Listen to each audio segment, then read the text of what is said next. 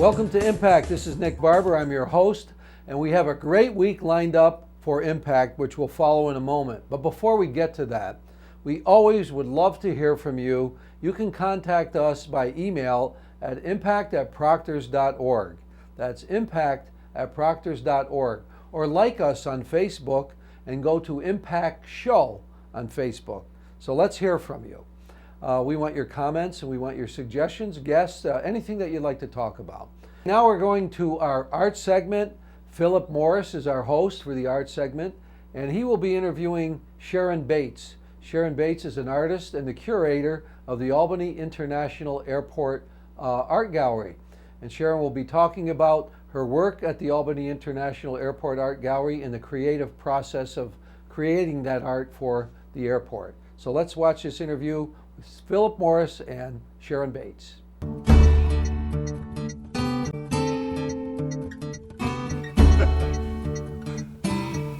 Welcome to Impact. I'm Philip Morris, CEO of Proctors, and this is the art segment.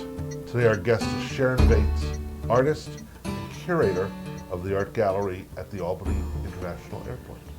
Welcome, Sharon. Thank you. So, artist, what do you do? What do you make? I primarily work with three-dimensional objects. I use a lot of found objects, household objects, bird cages, lampshades, whatever I find sometimes on the street that have a past, you know, things that have a past, and kind of a recycling in a way. And I've been doing that for a while, and I draw and I paint, and I've done a number of installation projects where I've been asked to respond to a particular site or space. When you say have a past, do you imagine a story of what the object might have? That's a good question. I think that those objects reveal their energy and their past life to me. I mean, I don't, nothing specific. Sometimes I use them in projects that are very narrative, but there's just something about, you know, something that I find and I collect and I keep it, and sometimes I have things for years and years, and then all of a sudden the right project comes up, the right place, the right fit, you know, and then I pull it off the shelf. And Well, two different things I want to ask. So is your studio just packed with stuff? Yes, I actually am. I'm in the process right now of rehabbing an old building in Troy with my husband and getting a new studio space in order.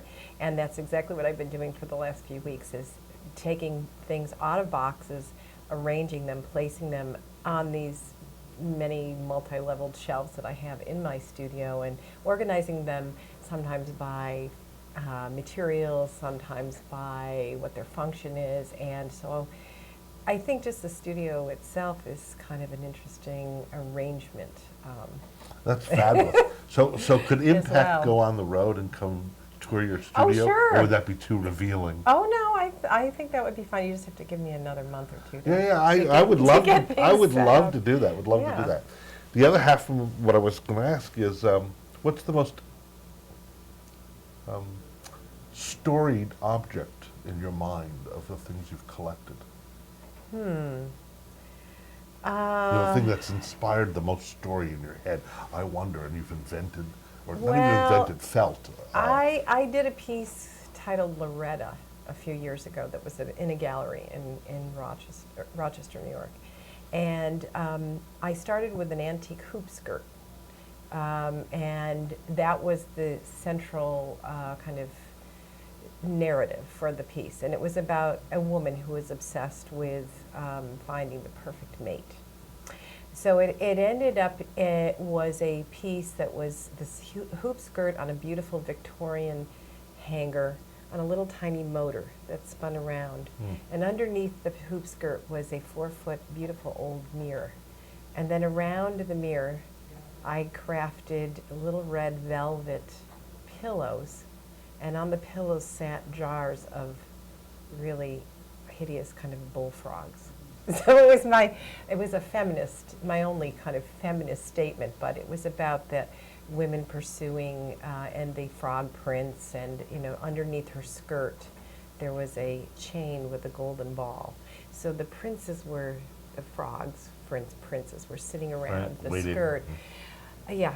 That And, sounds and wonderful. underneath was this mirror revealing what was underneath her skirt, so it was kind of naughty. as And well. so the hoop. The hoop skirt Uh, was an object that just triggered kind of that for me, and then all the rest of the other pieces God, it's kinda wonderful. All the came little together. stories, and I mean, it's just Yeah, great. yeah, Kind of thing to show your 6-year-old and say, yeah. "This is the other view of this." Yes, yeah. Terrific. Yeah. Your husband's an artist. Yep, he's a painter.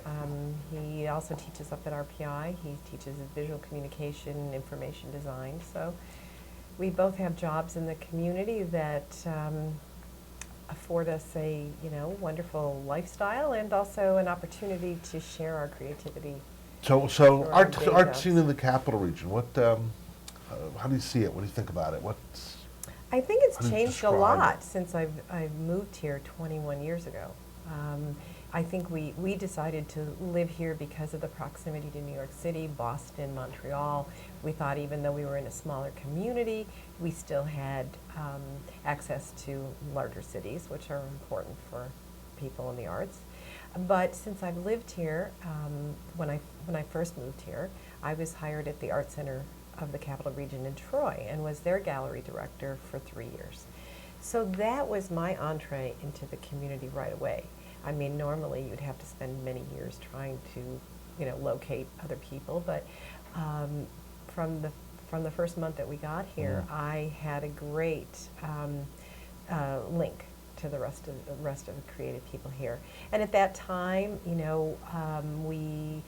we initiated a program called Art After Dark, which it was a precursor to Troy Night Out and the first night, and I know you have a Schenectady Night Out as well.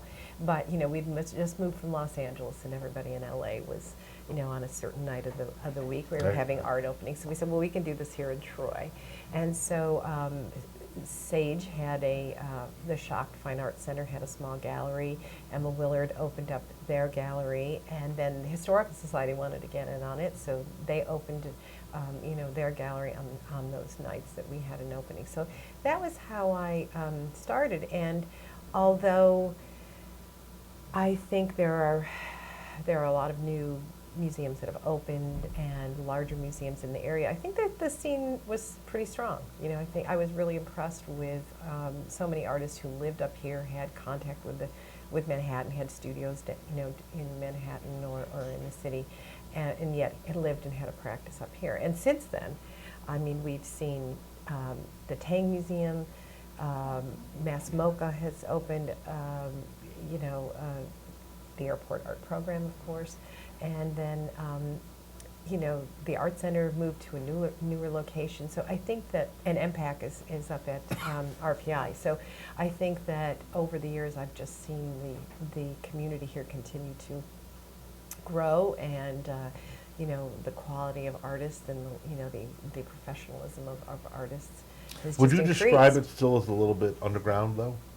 I think any city that is outside of a major metropolitan area has its own kind of regional identity. But that's an interesting question, because I attend airport art conferences each year. And I go to these conferences, and some airports have a very strong kind of regional identity, like Albuquerque, New Mexico. And when we go and we present, and I present work about the airport, I don't think we have that kind of regional identity visually. I think we're much more, I'm going to say we're very sophisticated. We have artists who are making work that is reflective of, current trends nationally, internationally as well. So. Yeah, one of the things when the 60 arts groups came together in the last year to invent this MOHU, which, is trying to get its legs. Yes. But the notion of connecting to place seemed to matter so much, which is why MOHU became the brand, the name, rather than something else, celebrating the intersection of the two rivers, which seems to define us, in a certain way. And it's different than the Adirondacks or the Berkshires or the Catskills or Albuquerque or something else. And I don't know if that's ever going to have its own legs, but. Well, I think that artists here do things, I mean, I think artists are connected to this region and the history of the region. I think the way that they embody that connectedness is not identifiable by certain, say, objects or, you know, of a certain vernacular, visual vernacular. So I think that's a good thing. So talk about for a moment the airport project, because it's fabulous. I think what you do and what the airport does, I give the airport credit for it, Oh, yeah. is pretty remarkable. Well, thank you. It's been almost 14 years. I was brought in as a consultant. John Egan, the former CEO, and the Airport Authority Board made a commitment with this new expansion to include some type of a public art component. And I don't think they actually knew what they wanted, but they had organized a group of arts leaders in the community. They have about 20 people from the Albany Institute, the Schenectady Museum, you know, a number of historical societies, some artists, some private individuals, some academic members of the community, sat on a 20-person advisory board and still do, still operate in that way to provide oversight for the program. But they wanted to bring art to this very public place. So I was brought in as a consultant. I worked there for about a year and a half as a consultant, and then basically worked with John Egan to just identify as many sites throughout the terminal where I could put in some contemporary artwork, and that's what we did. And I don't think they intended for the third floor to be a dedicated gallery space, but it's one of the things that distinguishes our program from many other airport art programs. Yeah, right, because it's not just what you see as you walk through the Right, terminal, but in fact a place to go. Yes. Well, I mean, that was their original intention, that it would become a destination location for non-travelers and people in the community. And before 9/11, it really was. People were very excited about the new construction and this new, you know, just this new municipal space, and we're using it for fundraising events, for community meetings. Right. It was really, you know, we really had this idea that we really wanted the community to embrace this. Well, I like to describe the region as kind of an inside-out city. It's one suburb surrounded by cities rather than one city surrounded by suburbs.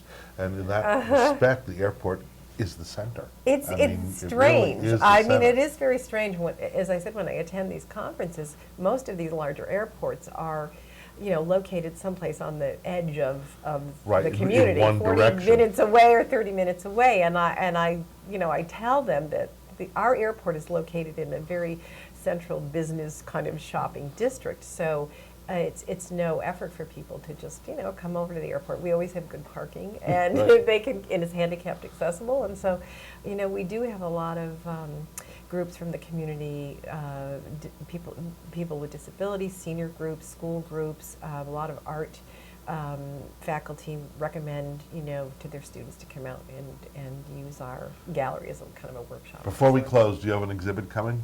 Oh, yes, we have a new show. No, you. Oh, me? No, I don't. Yeah, But you are, we were worried I about. can tell you, we are going to be hosting the 10th annual Art in the Airport workshop up at the airport. Great. It's a conference of national airport art directors. Wow, that's great. Yeah, That's really so it's quite an cool. honor. It's the Well, first that's time they've been to fabulous. an airport of our size. So, Well, we're excited. congratulations. Thank you so much. Sharon Bates, thank you for being with us. This is Impact. I'm Philip Morris, making an impact on the world. Thank you, Sharon.